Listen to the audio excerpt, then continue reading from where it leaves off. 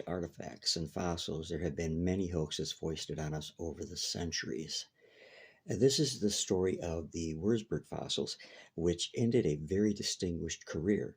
It really shows that your highly educated people can make really dumb mistakes.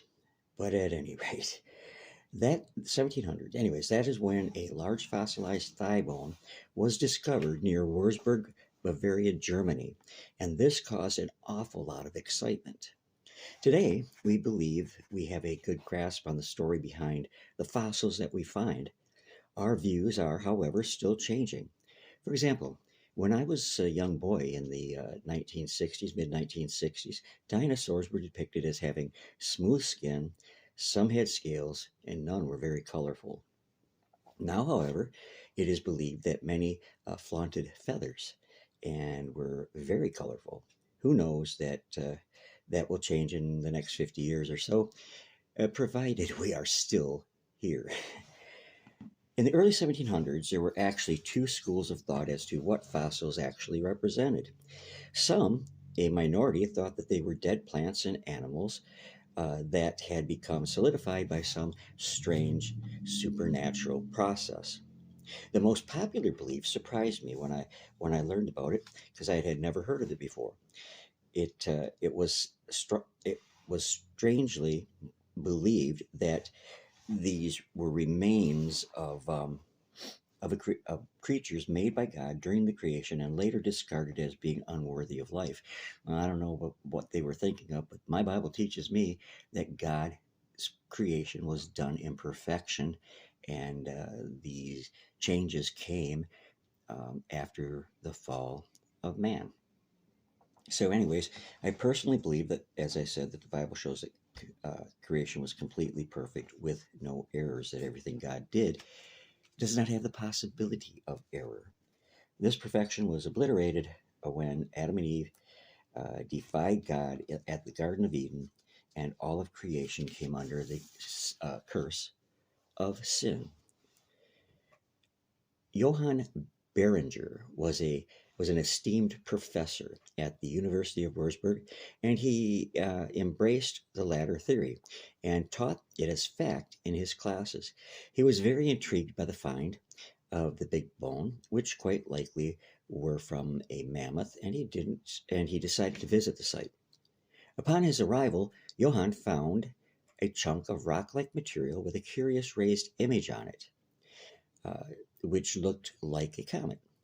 Of course, the professor became excited. Who wouldn't? I surely would also. He began digging in earnest, and again, who wouldn't? And he turned up a considerable number of similar stones. I can only imagine his excitement as he uncovered stones with stars, the moon, the sun, and strange mammals, insects, and birds in unusual positions. It was an incredible discovery, to be sure. For months, he continued his search to find similar stones, and one day he found one that had ancient Hebrew script upon it.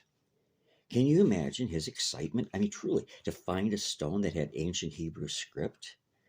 He was certain he had found an important site where the Creator had discarded his mistakes. The Creator made no mistakes.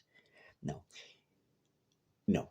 The Creator, God, our Father, and I do mean Father, never made a single mistake. The only problem is, as I said, God makes no mistakes. Professor Beringer took the stones to the rabbi of Wurzburg. The rabbi studied the stones with awe on his face. It says Jehovah, he finally managed to say, uh, continuing. It must have been written by God himself. This is the most amazing discovery ever made, the rabbi touted. And the professor was so overjoyed, he wanted to tell everyone about his amazing finds, so he wrote a book, a huge volume describing the fossils, and he included drawings of the finds, some of which I'm showing you right now. It was not long after the publication, while continuing to dig, that he found more of the stones, including one that must have came to a total shock, for it bore his You ready for this? It bore his own name.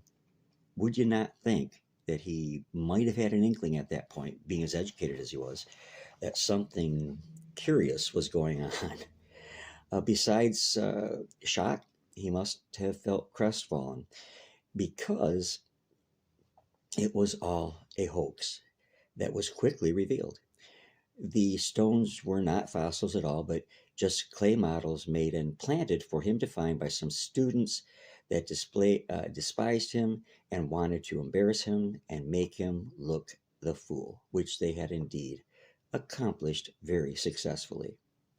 When word had spread, it was the end of the popular belief concerning the origin of fossils and the beginning of serious study in an important science, paleontology. The perpetrators were sued and their reputations were ruined, but so also was the reputation of Johann Beringer in total ruin, from which it never recovered. He, his beloved book made him the laughing stock of Europe. Well, I hope you found this true story to your liking. Some things never change, and like those students centuries ago, people are still concocting hoaxes to fool the public and to inflate their own egos and their bank accounts. God bless you all. Hope to see you again real soon. And yeah, have a great day.